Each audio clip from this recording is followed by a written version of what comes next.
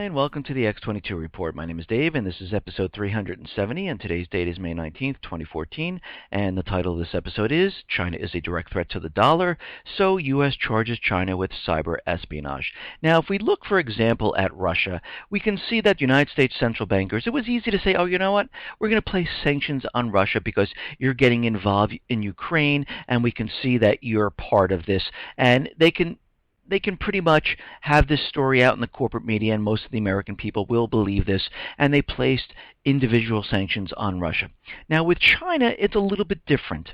China's been making deals all around the world. They've been making bilateral trade agreements with many of the countries: Australia, New Zealand, UK, Brazil, North Korea, Iran, Syria, Russia.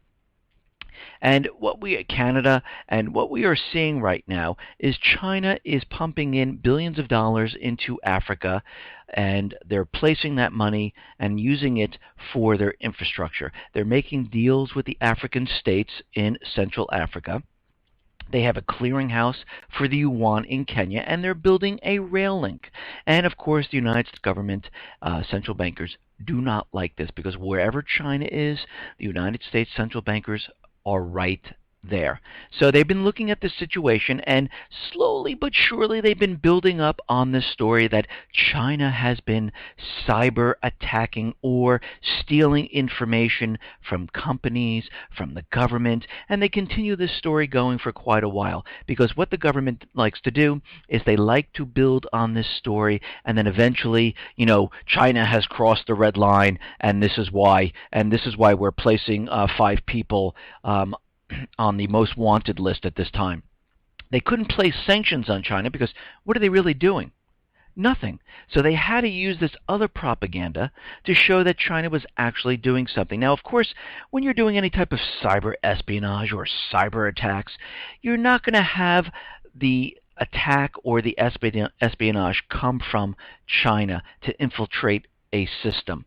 You're going to bounce it off many different servers, and this is what these actors like to do. They don't just come from the country they're in and hit what they have to hit. They bounce it around the world so nobody can tell where it comes from. And I can tell you right now, the U.S. government has no idea if it was China or wasn't China. And I'm not saying China is innocent of anything. I'm just saying they really don't have any idea, because if we had all this technology and we were able to track down all this information, nobody would be getting spam, we wouldn't be getting these DDoS attacks, we would know where all of this is coming from and just completely block it and shut it down.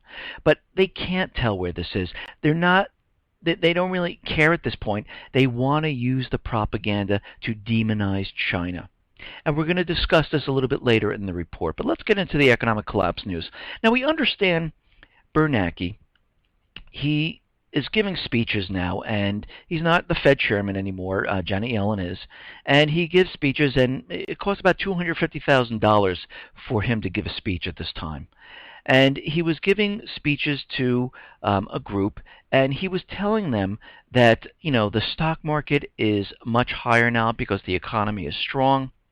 He's saying that the Fed balance sheet could be kept large if needed, and equities have risen, like I said, because the economy is strong. Now, we have to remember that this man has told us back in January of 2008 that the Fed is not forecasting any type of recession at all. And of course, back in October of 2008, what happened? The market came down, and we went into a recession which we really never recovered from. Actually, we slid into a depression. So we can see what he's talking about is absolutely the opposite of what's actually going to happen. And you have to remember, the Fed's whole charter, their whole mission is not for the American people. It's for profits for them. It is a corporation. They don't care about the American people. So all the information coming out of them is always the opposite. It is never what it seems. So if they tell you the economy is doing well, unemployment's getting better, real estate is booming, and retail's on the move, you could say we're heading for a crash, because that is where we are headed. Now, Fed Williams is out there, and he says that soft landings never happen when the economy comes down. And I'm going to agree with him on this. When the economy comes down, it's not a nice little, oh, look, it's diving down, boom, here we are. No, it's going to come down hard and fast. And what's funny is that I'm already seeing this in the real estate market. And you have to remember, the banks have been told to hold back inventory to make it look like there is a shortage of homes out there. Because when you have a shortage, it seems like, wow, there's no homes. And what does it do? It helps drive the prices up. Then they took the money and they fed hedge funds and investment companies, and they told them to go out and buy as many homes as you possibly can in cash. And this is what's been happening. And what we've been seeing is that the everyday American has not been purchasing homes. But what's very interesting, I went around in Zillow, Trulia, and Realtor.com, and I wanted to look at many different neighborhoods around the world, around the country here. And I went into New York, and I went into many different areas. And what I'm finding is, in certain areas, and this is how it began back in 2007, 2008, houses are on the market for much longer than ever before. Now, in some places, they are not. They're selling quite quickly. But we saw this back in 2007, 2008. I'll say this again for those people who haven't heard me. My sister-in-law is a realtor in Florida, and when I was living in New York, the real estate market kind of dried up in New York first, and in Florida it was continually booming. And I called down and I said, do you find that it's drying up down there? And she said, no, my God, and we have so many contracts, we can't keep up. It's incredible. It's never going to end. And up in New York, traffic to homes dried up, prices started to come down, and I'm seeing this again in New York, in the outskirts of New York City, around the area. I'm seeing that homes are staying on the market 60, 90, 100 days, even longer at this time, and I see people are starting to drop their prices, and I see many houses who've been on the market for 200 days or so have dropped their prices 4 or 5 times already. So I can see this is how it began in 2007, 2008, and I see the same thing occurring right now. And of course, the corporate media is out there telling us that real estate is getting better, retail's getting better, but we know better. Everything is starting to fall apart. We see it in retail with the number of store closings, with the amount of people they're laying off. We see it in the big financial firms, manufacturing, a lot of layoffs there. We're seeing Barclays, RBS, UBS, Wells Fargo, Citibank, Bank of America laying off tens of thousands of people. We see mortgage originations completely imploding on themselves, down 66%. The earnings of these mortgage companies are imploding. They're falling apart. Furniture manufacturers are closing. Home goods and furniture, the sales are not going the way they thought it would be going. Appliances, sales declining. Now again, when housing and everything is booming, people want new furniture. They want appliances. This expands. We saw this back in 2005, 6, 7. Everything was expanding. Here, we're seeing a huge contraction at this point, and this is a very bad sign. Now, we understand the government would love to disarm the American people, and they're trying as best they can. Every single day, they continually push the disarming of American people and getting rid of that pesky Second Amendment. Actually, they're trying to get rid of all our rights, and they're doing this every single day, and we understand that the Obama administration and President Obama created the executive orders. They still have the UN Arms Treaty pending in the Senate, and they have the Dianne Feinstein bill still pending there. But what they have done is they're using a backdoor approach to stop the sale of arms. And gun retailers say that the Obama administration is trying to put them out of business with regulations and investigations that bypass Congress and choke off their lines of credit, freeze their assets, and prohibit online sales. The Justice Department has launched Operation Choke Point, a credit card fraud probe focusing on banks and payment processors. The threat of enforcement has prompted some banks to cut ties with online gun retailers, even if those companies have valid licenses and good credit histories. And we can see what's happening here. They are going after businesses and they're cutting off their credit so people cannot buy these weapons, and they're freezing their assets and bank accounts. And of course it's online sales, but this will eventually just spread to brick and mortar businesses, and they're taking the backdoor approach of trying to disarm the American people. And there was many different companies that they're seeing this happen. Black Rifle Armory in Henderson, Nevada had its bank accounts frozen this month as the bank tried to determine whether any Black Rifle's online transactions were suspicious. This seems to be happening with greater frequency and to many more dealers, said Joe Sicherochman, owner of American Spirit Arms. At first, it was a bigger guys, gun parts manufacturers, or high-profile retailers. Now the smaller mom-and-pop shops are being choked out, and they need their cash to buy inventory. Freezing their assets will put them out of business. So you can see what they're doing right now. They're going after the people that create the parts, that sell the weapons. It was the big dealers. Now they're coming after the smaller mom and pop shops, and they're using the backdoor approach because everything else they tried didn't go the way they thought it was going to go.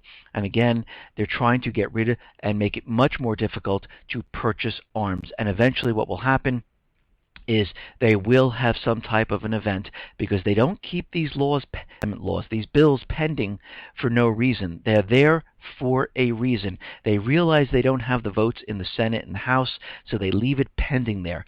Once an event occurs and they believe they can get the votes, this is when they will push it. So we will see an event that will occur. Now, we've seen many different events, and every time an event happens, what they do is they go back and they say, all right, let's take account how many votes we have. Damn, that didn't do it. All right, we're going to have to wait for the next event that is going to be created, which is a false flag event, to see if we can push this law through. And we will see the next one come and the next one come, and eventually they're going to get tired and they're going to just do a huge event like Sandy Hook. They thought they had that one in the bag, and of course we're starting to realize that was completely a false flag event, and they're going to do it once again. Now, we understand that France went into Mali, and this is in Africa, and they went into Mali because Germany was asking for their gold back, and France was holding some of the gold, and the Fed was holding some of the gold. And we understand that the Fed said, listen, you can have your gold back within 7 years or so. And France went, oh, we don't have any gold here. So they went directly to Mali because they're like the third largest gold producer, and all of a sudden there was Al-Qaeda. We had to bring troops down to the region. And right now the United States warned on Monday that northern Mali risked sliding back into civil war. They're losing control there. They have to maintain control. So again, they have to bring more troops into the area to maintain control of this area. And they're trying to do the same thing in Nigeria. Of course, they're using Boko Haram. And right now, out of Wiki-leaks, they're reporting that Boko Haram is a CIA covert operation, which we kind of knew that this was all propaganda to get into Nigeria. Right now, China is in Nigeria, and they are pushing in billions of dollars into their infrastructure. They are making deals in Nigeria, and they are buddy-buddy with the Nigerian government, and the United States central bankers do not like this. They don't like anything that's happening in the area, and this is why there have warnings in Kenya about new terrorist attacks, because they're making the rail deal. And we can see anywhere China or Russia goes, the United States central bankers will be there. They do not want them creating a system which bypasses the U.S. dollar, and they will do anything they possibly can to stop them before that happens. And we can see in Nigeria, they're taking each one of the steps. Of course, they said, the United States is going to get involved. They're going to help out the Nigerian government. And what we're seeing right now is that the U.S. has reached agreement with Nigeria on intelligence sharing. We understand that they do have drones flying around, and the United States has come to an agreement which will allow some intelligence with Nigeria to bolster the search for more than 200 girls kidnapped. The U.S. military is flying manned and unmanned surveillance aircraft over Nigeria, but had been unable to directly share intelligence with the government because it had not established protocols with the government. Well, now it looks like they're establishing these protocols. It'll make it easier for the U.S. troops to come into Nigeria, and all of a sudden you'll see linked al-Qaeda groups, which they've been doing with Boko Haram. First they said it was a localized terrorist group. Then they said no, it's a broader, more international terrorist group which has links to al-Qaeda. And before you know it, you're going to see the travel warning advisories, you're going to see embassies close, and you're going to see skirmishes break out. This is their objective, to get a battle going in this country, to divide the country, because we have China on one side. The same things happen in Sudan. We have China on one side, and then we have the puppet regime, the United States central bankers on the other, and this is why we're seeing this happen. And it's happening all over Africa at this time.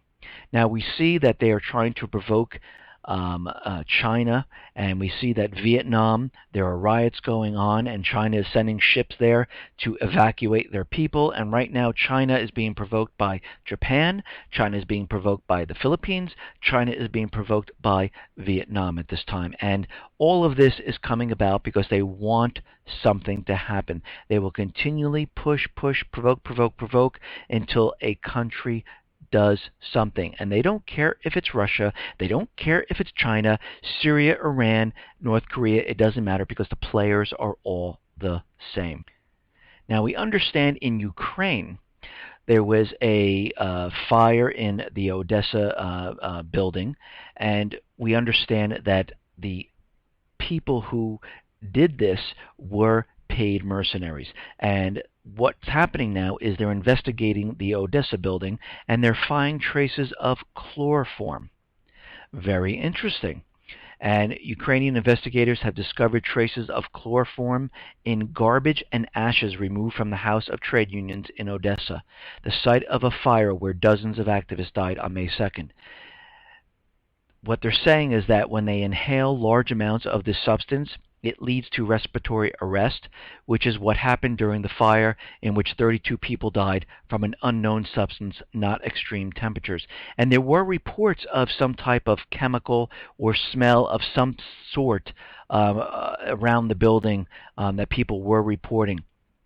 And what we're seeing here is a lot of people didn't die from smoke inhalation or fire. They actually died from gunshot wounds, and they died from this chloroform, which most of the people went into cardiac arrest. So we can see this was a complete false flag event. They were trying to provoke Russia to coming in, because most of the people were Russian, living in the southeast section of Ukraine. And what they wanted is they wanted Russia to come in, and this false flag event did not happen. Now, Kharkov is going to have a referendum just like Donetsk and Luhansk, and they're going to be doing the same exact thing. They haven't set a date at this time, but Donetsk, Luhansk, and Kharkov are not going to participate in the May 25th elections. So pretty much everywhere in Ukraine except for the west, that's the only section right now that's going to participate in this puppet regime election. Again, the people that are chosen to be president of Ukraine have been already selected. They're already part of the puppet regime. So it doesn't matter who they vote for, it will still be the puppet regime. And again, this is not the people voting. It's a non-elected government, and it's complete fake, phony, and it's not a real government of the people. Now, we understand that in Kiev, they've captured Russian journalists, and the OSCE is asking for them to be released. The Organization of Security and Cooperation in Europe has urged Kiev authorities to release the Russian journalists captured in eastern Ukraine, saying that intimidation and obstruction of media working in the country is unacceptable. And of course, why are they capturing these Russian journalists? Because they don't want them reporting what's actually going on in there. They want to silence them. They want to know what they're reporting. And again, this is completely against letting free journalism do what they need to do. And this went on to say a letter from the OSCE representative had urged to stop intimidating and threatening members of the media, stressing that journalists must be allowed to do their jobs without fearing for their security. And of course, they don't want them reporting on things that they that they are doing in Kiev, because most of it is with paid mercenaries. They might have reports that they spotted Blackwater, that they spotted other groups in there, neo-Nazis, and they don't want them reporting on any of this stuff. Now, Putin is out there, and he ordered his troops to return to their original bases off of the border of Ukraine and Russia.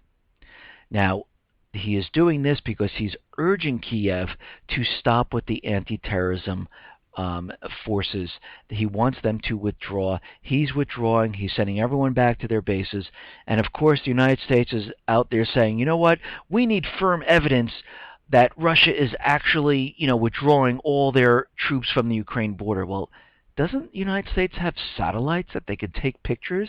Can't they say, yes, because of the open air treaty, we like to fly over the region? This is the most ridiculous statement I have ever heard, because NATO is out there saying, we don't believe Russia's withdrawing. And then they show us the fake satellite images from last year. But this is a very strange statement coming from the United States. They want Russia to prove that they're withdrawing.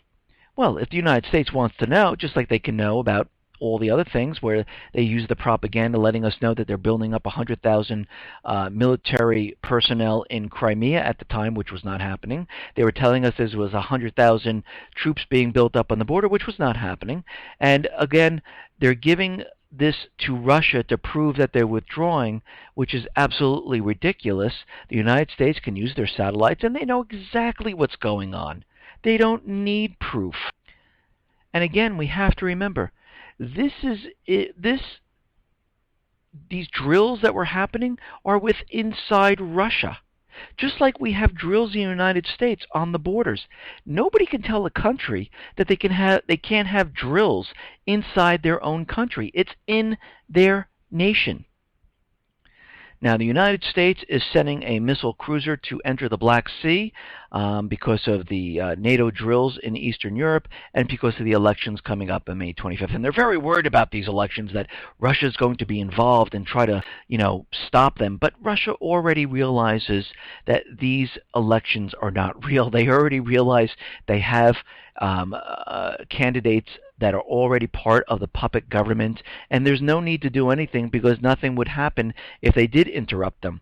But again, there could be a false flag event where they say, oh, Russia operatives came in, they try to, rig the elections or do something, and we'll have to watch for that. But right now, this cruiser is entering the Black Sea. The Aegis guided missile cruiser will join 2 other NATO ships in the Black Sea in time for the Ukrainian presidential election on May 25th. The Vela Gulf will have to leave the Black Sea no later than June 13 because of the Montreux Convention. Ships can non-state ships can only stay in the Black Sea for 21 days, and then they have to be removed. And again, the United States is a non-state, and they can only stay there for 21 days. And it's replacing the USS Donald Cook. So the USS Donald Cook left, and this new ship is coming in. Okay, now the U.S. is proposing a new type of missile shield. The United States reportedly has put a new proposal on the table for fostering deeper trilateral anti-missile cooperation with Japan and South Korea. The Obama administration has suggested creating a 3-way framework that would enable the immediate exchange of information between Seoul, Tokyo, Washington about any North Korea missile launches. So they're creating some type of missile shield system out in the Pacific region to detect North Korean missiles and to intercept them. They also have this from Poland going down to Romania, and we can see they are prepping and moving military assets to all these areas for war. Now, strange things are happening in Libya. We have this rogue general running around, and he's taking control and pushing the government out. And 1 or 2 things are happening here. they're saying they have a rogue general because the United States said, listen, we will give Libya 2 months to take control of what is going on. So all of a sudden they placed in a rogue general to create havoc within the country further than it was before and make it look like it's completely getting out of control. And this way the United States troops could come in there earlier. Or this rogue general is completely separate and apart from the government now, and it looks like to him that he might be able to gain power in this government. So we'll have to see how this turns out, but we have to remember the United States government gave the Libyan government 2 months to control the nation because the militants have been taking control, and now we have all of a sudden this rogue general, a retired rogue general, running around creating havoc. And it really looks like they are trying to push the agenda up and saying, listen, it is completely out of control. We need to get in there because they want to secure the oil fields, the ports, and they want to make sure that these militants do not touch, and to the people of Libya, of course, bankers call them Al-Qaeda or terrorists, they want to make sure they do not touch the private Western Central Bank, and they never get control of the entire country because then they would sell the oil not using the US dollar, and they would bypass the dollar completely. And they will not let this happen. Now, the Iran president, Hassan Rouhani, he is saying that he is hopeful for a nuclear deal despite difficulties. President Hassan Rouhani said Monday he remains hopeful, but he says there are difficulties in negotiation on Iran's disputed nuclear drive. No tangible progress was made in the latest round of talks that ended on Friday. And we have to remember the interim deal ends July 20th, and it looks like the United States central bankers, and they're stalling for time. They're waiting for this interim deal to run out to say, listen, we gave Iran all these chances.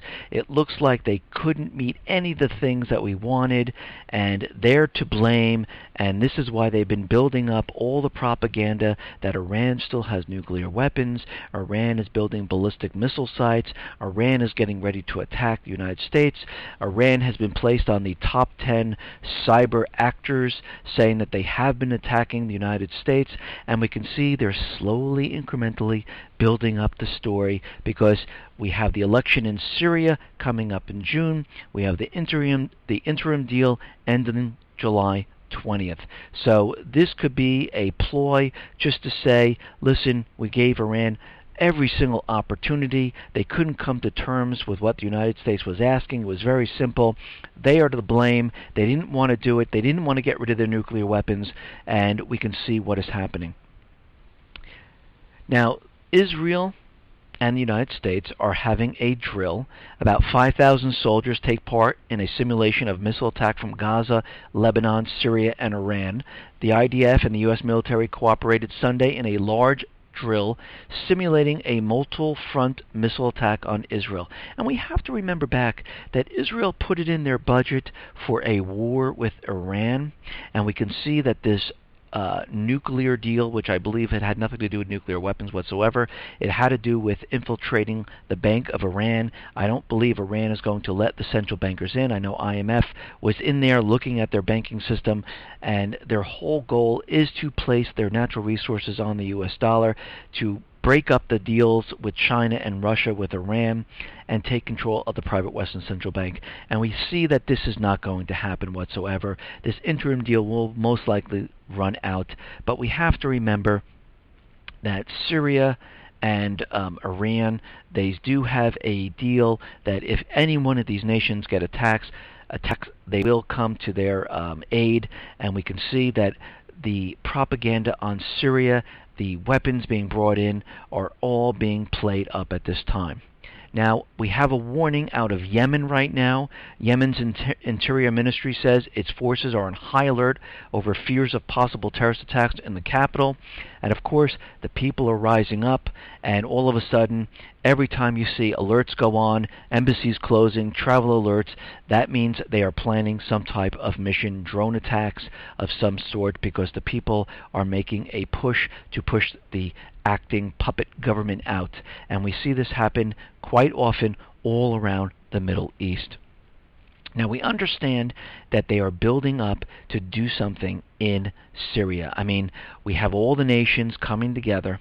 They have weapons being pushed in. They've been training thousands upon thousands of people in Jordan, having them ready to move into Syria. And just right now, today, the Jordanian military is redeploying its forces along the lengthy border with Syria in light of the deteriorating security situation on the frontier. Jordanian sources are saying that the military high command has ordered all of its officers who are normally stationed along the frontier with Syria to cut short their vacations and report for duty. So something is actually being planned. They're building up the forces along the border. We understand the forces are being trained, the paid mercenaries in Jordan and in Qatar, and we can see that all of this is being put into place for a major type of an event to occur in Syria, because this is their push. They realize they only have one agenda. Their goal is to remove Assad. They want to place a puppet regime in Syria. Then it would give them a fast track into Iran, because Iran would come to their aid, and they would be able to get into Iran and hopefully, I mean, this is their way of thinking, get into Iran and replace the government there and put their oil on the US dollar. And of course, then we have China and Russia, and this would start the war. So we can see they are definitely planning. It's very incremental, step by step. They gave the opposition diplomatic status. This way they can bring in more advanced weapons to them. We see they are already bringing in anti-aircraft, anti-missile, anti-tank weapons there, and we can see that they removed the Syrian government from the embassies in the United States. They sent them all home, and now they brought in the opposition and say they are the government in Syria. And of course, the president was out there saying that Assad has absolutely no future whatsoever in Syria at this time. Now, as we know, the United States is going to charge 5 Chinese government officials for cyber-espionage. The United States is preparing to announce first-of-its-kind criminal charges against military officials in an international cyber-espionage case. The official said Chinese government officials are being charged in the United States with hacking into private sector companies to gain trade secrets, adding that Holder and other top law enforcement officials were poised to announce charges that include economic espionage and trade secret theft. Now, of course, they need to use this because what is happening at this time?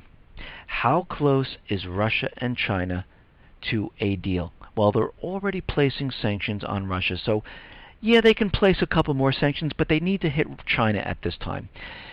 It looks like the gas deal is going through. It's pretty much a done deal, and this gas deal is going to completely bypass the US dollar.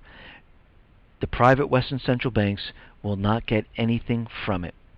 And what's going further is China then is making more deals across the world, which completely bypasses the US dollar. And this is why the U.S. government is doing this right at this point. Isn't it amazing how they do it exactly at the point when agreements are being signed? Every time you see them provoking, like North Korea with their nuclear weapons and all this, it was always during a deal with Iran or China. We see in Africa, China is there pumping in infrastructure. They want a rail deal. Kenya was becoming the clearinghouse. We had the terrorism attack on the mall, always during these deals. So we can see that all of this has to do with banking. It has to do with the U.S. dollar. It has to do with China being a direct threat to the U.S. dollar, and this is why we're seeing all of this happen right now. The U.S. has accused Chinese military officials of hacking into many different companies, and they're talking about companies like Westinghouse, U.S. Steel, solar plants, nuclear plants, and they're saying they stole information. and they have 5 different government officials on the wanted by the FBI list here at this time, and they give all the reasons why and when these people were doing it. Very, very detailed, that they know all of this. They knew exactly who was manning the computers and who was doing the hacking, and where all this was coming from, which is absolutely ridiculous. It's propaganda, and they're continually pushing this forward. And of course, China is out there, and they're saying that this is going to harm U.S. and China relations. Well, this is what the United States want. They don't want relations. They want war. And this is their step into doing this. China has already protested to U.S., urges U.S. to immediately rectify mistake. China strongly refutes U.S. charges. China says U.S. made up facts in spying case. China urges U.S. to correct its mistakes. China says U.S. violates basic principles of international relationships. China calls charges baseless, ridiculous. China urges U.S. to withdraw charges. China to make further responses according to developments. Now, of course, we understand that the United States does a lot of the spying, does a lot of the cyber attacks. Look what it did to Iran with Stuxnet. So we can see this is complete propaganda. They don't have any proof whatsoever. They really can't tell, and most likely this was all staged. It was a false flag. It was it was propaganda to blame China because they couldn't put sanctions on China. It wouldn't make sense. So they built this up over time, and finally you see this. And it just so happened it's coming out when Russia and China are making this deal, and it is a signed, complete deal that completely bypasses the U.S. dollar. Now, we understand the Pope is visiting Israel, and Israel is warning of extremists in the area, and it's very concerning because the Pope is going around, and there might be some type of an event where someone tries to assassinate the Pope in this case, because they're really playing it up that there are extremists out there. They could blame it on the Muslims. This way we can have an all-out war in the Middle East, and we really need to look at this closely. And this goes on to say that, a group of extreme elements were attempting to create pressure and the oppression of pressure ahead of the Pontiff's visit, which begins on May 25th. There have been attempts here. Principally, we get closer to the visit itself by some extremists to try and make a provocation and create a bad atmosphere before the visit. And they are continually playing this up over and over. And I understand that the Pope is not going to use his protective glass because he wants to meet the people. And this looks like this could be playing right into some type of an event. Now, the FBI director, and he's out there many, many times, and he's out there again, saying that Al-Qaeda is much stronger than the United States actually thought. The problem is that they have wanted to dial back the threat about Al-Qaeda, but they're starting to realize that this Al-Qaeda threat is all over the place, and it is growing. It's in Syria, it's in Yemen, it's in East Africa, it's out of control. And of course Dianne Feinstein is out there, and she says it's metastasizing. It's worse than we ever thought, and the United States is ripe for some type of an attack here. And they're continually going on and on and on about this.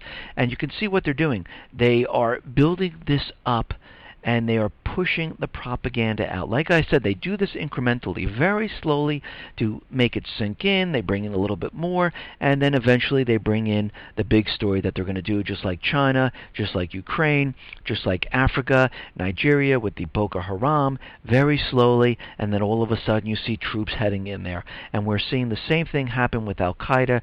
They're saying it's all over the place. They're very worried about another 9/11 attack here in the United States. They are building this up quite a bit. Listen, everyone, thanks a lot for listening. Be well, be safe, and especially be prepared. Thanks a lot.